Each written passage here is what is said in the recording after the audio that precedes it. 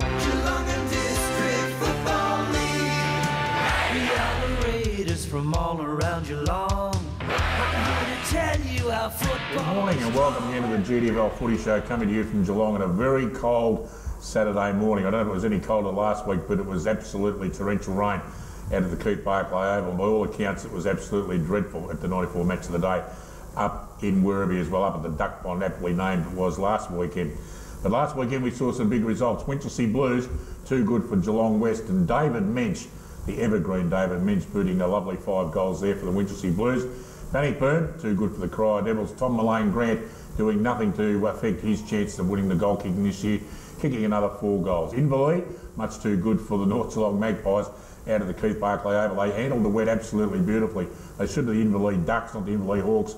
I reckon they had Velcros on their jumpers. They did not miss a mark, and full credit to them. Dalton Grundell kicking 4 goals for the Hawks as well. Belpost Hill, much too good for the Belmont Lions. Callum Basley kicking 5 goals for the Panthers, a fantastic effort indeed. Aniki, much too good for Thompson out at the Foot Rot Flats, and a great effort by Daniel Berg, who was best on the ground, who actually dedicated his game for the Aniki Roos to his late grandmother who passed away the Sunday before. A great effort there, Daniel.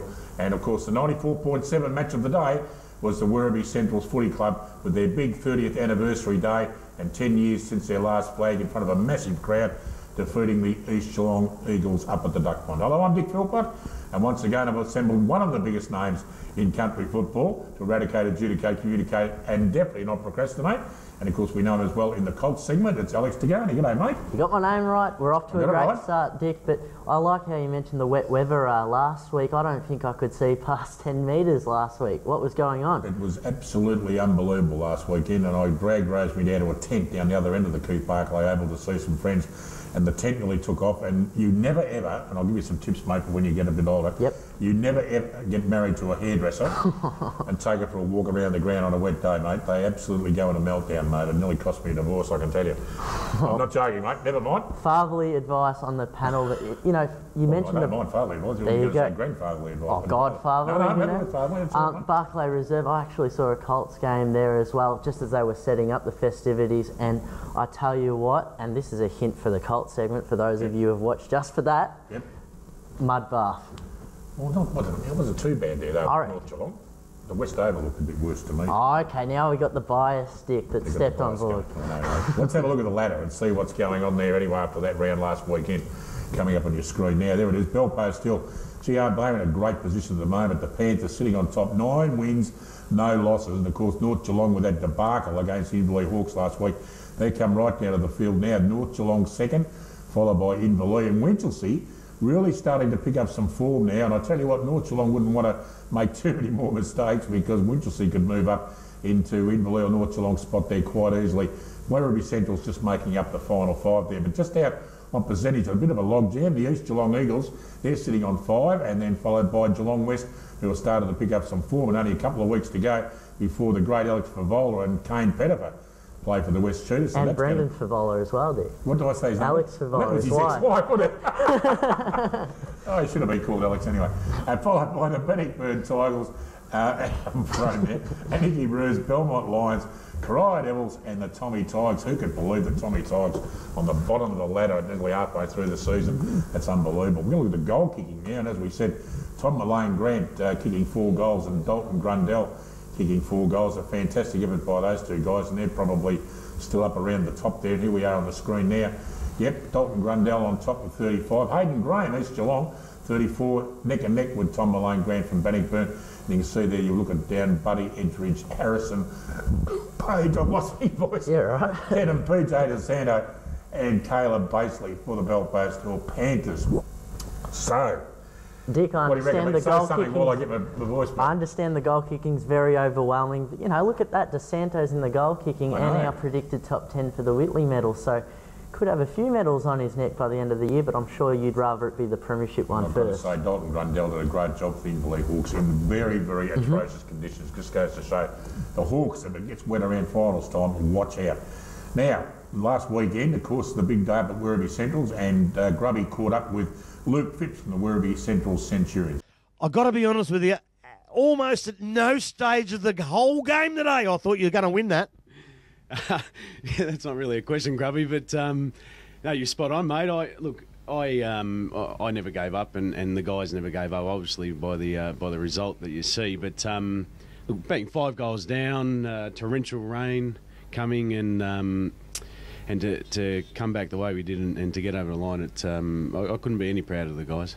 I know it's a little bit romanticising, but do you think with all the past players here, just drew a little bit more out of the side? Absolutely. Yeah, absolutely. We spoke about it. We wore the heritage jumper, and yeah, it's a privilege to wear it. And obviously, you probably wore it yourself about 100 years ago, Grubby. But it was a real privilege. And I said to the guys before the game, wear it as a badge of honour. There's a lot of guys here. It was a massive turnout, obviously the '84 and 2004 Premiership reunion also. So, yeah, I reckon when they came out to the three-quarter time address, guys had a bit of a look up and saw the support, and yeah, I reckon it gave us a leg up. Where do Werribee Centrals go from here? Like, a loss today, I believe, was the end of his season. I really do. Probably you can jump back into the 5 now. Where do you go from here?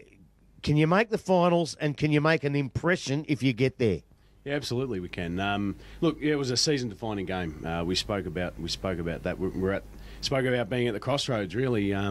Last week, look, we obviously, I think we made 7 changes this week. Guys are away over the long weekend, the Queen's birthday weekend, so they came back in this week. So it was a lot of changes, big names that came back into our side, and they made a massive difference for us. It allowed Butch Cassidy and Smitty to have a bit of a breather, and for the momentum not to drop off when they got out of the middle. As far as making finals, absolutely, that's something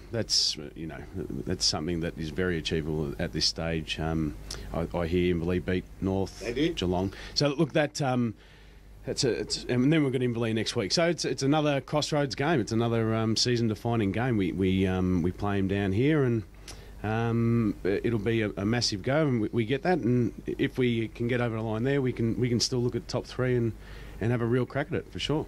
Now, I know it's only halfway through the season, but I do have to put the acid on you. You've coached for 2 years, which is the contract, with an option of a third, which both you and the club took up, which is the right way to go. What happens at the end of the year for Luke Phipps?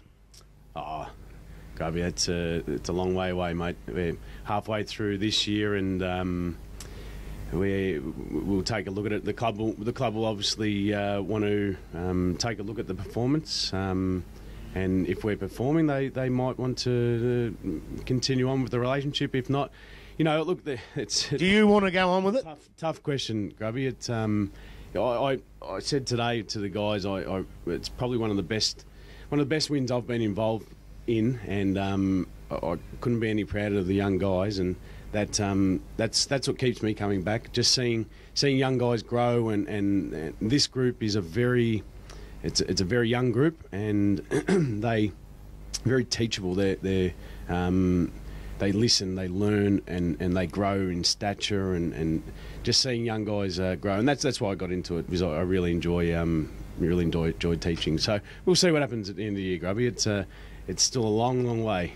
Nice interview there, Grubby, and Mr. Luke Phipps, a great interview indeed, and they'll be back with another interview next Saturday morning. We're going to pay some bills, take a break, and be right back after this. The Raiders from all around Geelong, I'm here to tell you how football is strong.